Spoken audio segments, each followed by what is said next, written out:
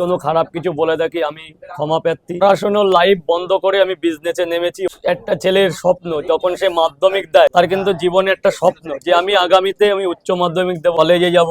তখন যদি পরিবারের বাবা পড়ে যায়, মানে কোনো একদিক দিয়ে দুর্বল হয়ে যায়, সেই ছেলেটার যন্ত্রণা সেই ছেলেটাই বোঝে। আজকে অনেকেই হাসাহাসি করছো, কিন্তু দাদার কথাটা অত্যন্ত ভালো লাগলো। আমাকে বলো যে ভাই এই জায়গাটা তোমার ভুল।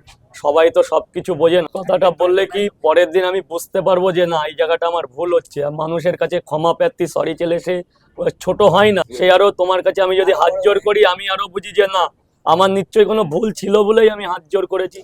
ইতিমধ্যে আমি একটা কথা বলে ফেলেছি যে এক একজনের কাছে এক এক রকম দাম। উনি কিন্তু ওটা পাবলিশ করেছে। যেই হোক, আমাদের একজন কথাই কথাই কথাই বলে ফেলেছি, সেই ক্ষেত্রে আমি সবার কাছে ক্ষমা প্রার্থী। এই কথাটা বলা ঠিক না, প্রত্যেক কাস্টমারই সমান। কিন্তু উনি অফ ক্যামেরায় বলতে পারতো যে এইভাবে বলতে নেই। একটা ছেলে সারা রাত জেগে সারাক্ষণ যে কত বাইট দিতে পারে, সকাল 6টা থেকে 11টা পর্যন্ত। আমি কাস্টমার, কিছু লোকের আমি বলেছি আমি বেচা কিনাটা করি, আমি পরোটাটা বাড়ি থেকে মা বউ বোন মিলে বানিয়ে কলকাতায় বেচতে যাই। যদি দুটো ফেরত যায় আমার খুব কষ্ট হয়, যেহেতু প্রত্যেকটা লোকের খাটনি ওই পরোটাটার মধ্যে আছে।